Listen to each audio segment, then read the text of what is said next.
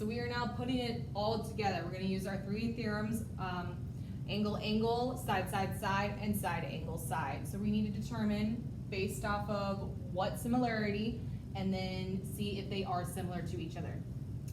So our first little one says we have ABC and RST. And there's some fractions going on, but we can deal with those in a minute. We need to determine, can we make these triangles similar to each other? Well, let's first determine to see which similarity statement we could use. Is there any angles? No, they're all sides. Well, that should indicate between the three which one should be used.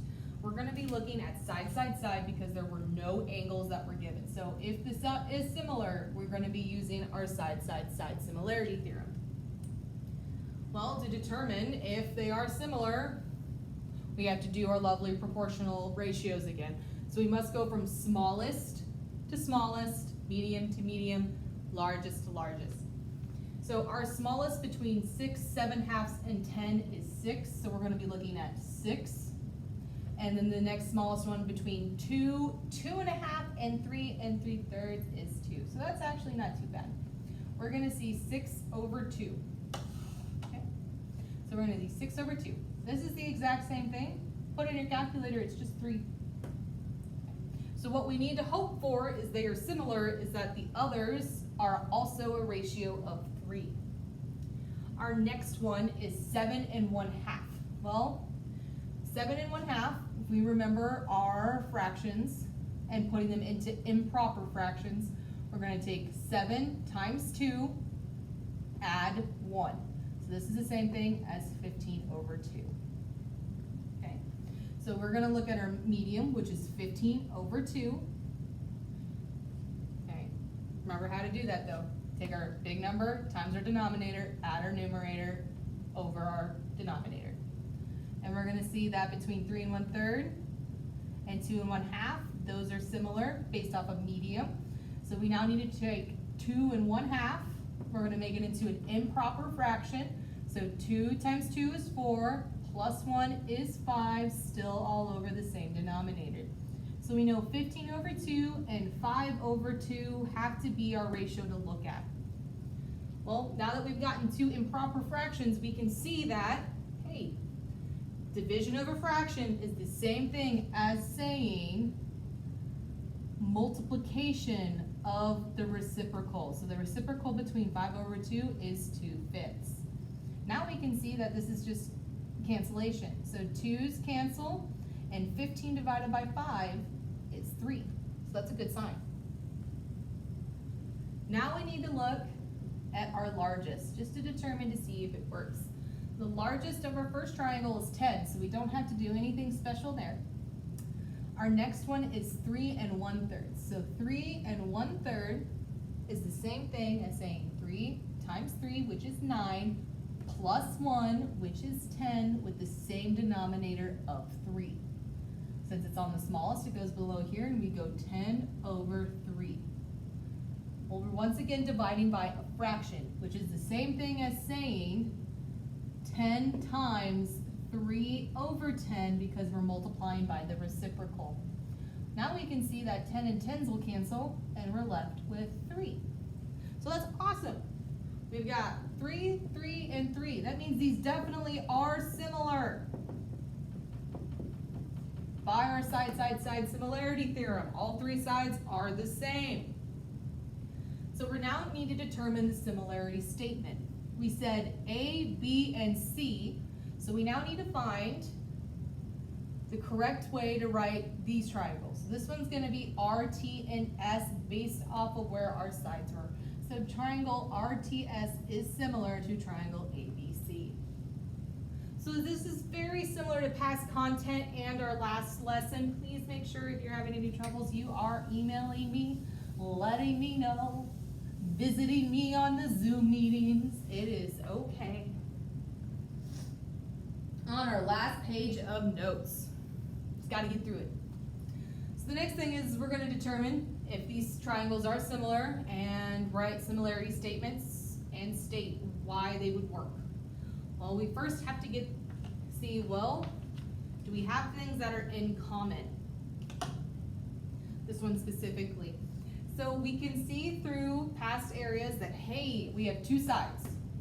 So there's only one postulate that kind of says two sides, and that is side, angle, side. So we have to find our similar angle. So our similar angle is actually right here because of the vertical angle theorem, remembering past content. And we need to determine which side goes with which. Well, we should always go small to small, large to large. So we can see that our small between 8 and 7.5 is 7.5. And between 11.25 and 12, 11.25 is the smallest. So we know that we should go 7.5 over 11.25. I am not going to ask you to simplify that fraction because when you put it in, it's going to give you about 0.67 because it's really hard to get that factor, but I will let you know it is the same thing as 2/3. If you plug it in and get a decimal and it matches the other one as a decimal, it's okay. So our next one we're going to look at is 8 and 12. So we're going to look at 8 and 12.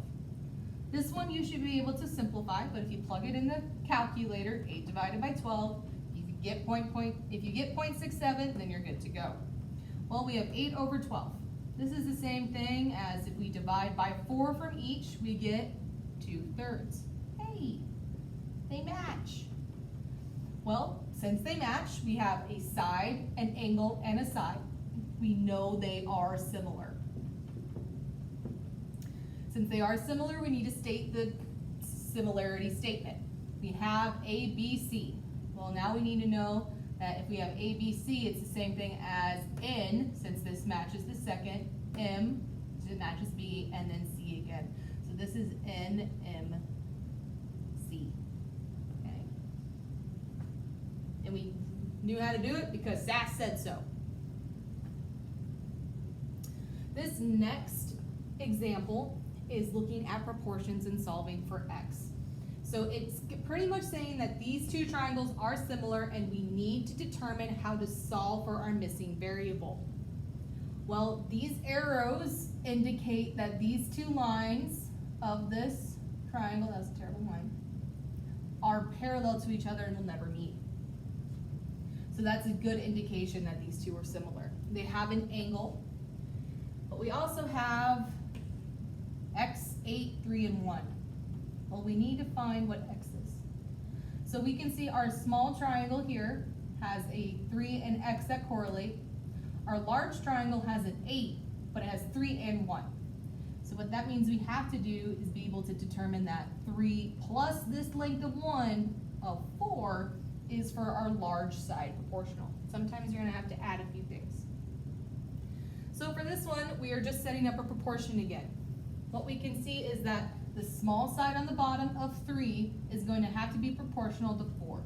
So we see 3 over 4. And since we're setting up a proportion, we are setting it equal to each other. Now our small triangle has our long hypotenuse of X, and we know it has to relate to 8. So this is just cross multiplication, doing what we've been doing since 7.1. We just had to set it up. Okay? So we're going to cross multiply, and we're going to get 3 times 8 equals 4 times X. 3 times 8 is 24. We're going to equal it to 4X. I need to get X by itself. I divide by 4. Therefore, X has to equal 6. Okay. Just making sure we are remembering everything that is going on. Okay. So go ahead and take another break. We just did a little bit of what's going on, and we're going to do just a couple more, and then we'll be done.